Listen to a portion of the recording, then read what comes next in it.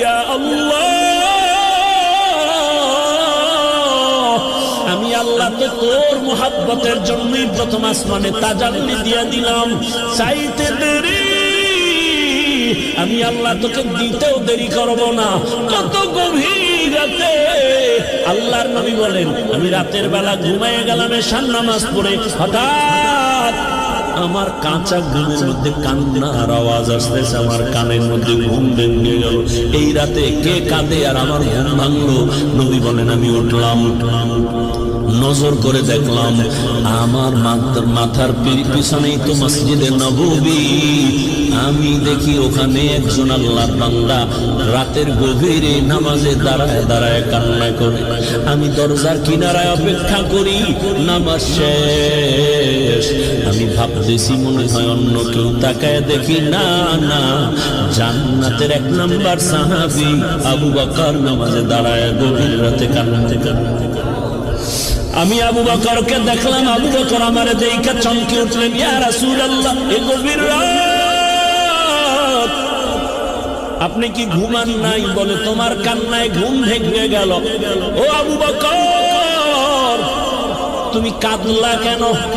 আবু বকর বলেন, ইয়া রাসূলুল্লাহ, মালিকের আদালতে কেমনে দাঁড়ায় হিসাব দিব সেই ভয়ে কান্না করতেছিলাম।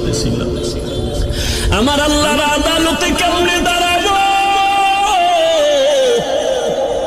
নবী বলেন, কেন? আপনার তো জান্নাতের টিকিট রেডি, 10 জনের প্রথম আপনি। আবু বকর বলেন, ইয়া রাসূলুল্লাহ, আরে আমি আবু বকরের থেকে টিকিটের পাওয়ার তো নবীদের তার বেশি, কিন্তু আপনিই তো বয়ান করেছেন হাসরের ময়দানটা ভয়ঙ্কর হবে, জমিনটা পুরো জমিন হবে হাসরের মাঠ, সূর্যটা নিচে চলে আসবে, সূর্যের গরম মাটির জমিন তামা হয়ে যাবে। ওদিকে জাহান্নামের চিৎকারের আওয়াজ, জাহান্নাম চিল্লায় বলবে, হে মালিক, বেনামাজি গুলো কই, গুনাহগার গুলো আমার পেটের মধ্যে দাও, আমার পেটের মধ্যে ক্ষুধা।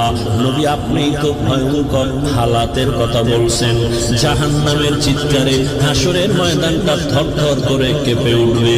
এমনকি আমার আল্লাহ রাগ হয়ে আওয়াজ দিবেন, লিমানিল মুলকুল ইয়াউম লিল্লাহিল ওয়াহিদিল কাহ্হার।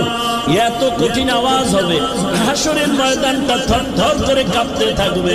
ও নবী, আপনিই বয়ান করেছেন এত কঠিন হালাত, নারী আর পুরুষ সব উলঙ্গ দ্বারা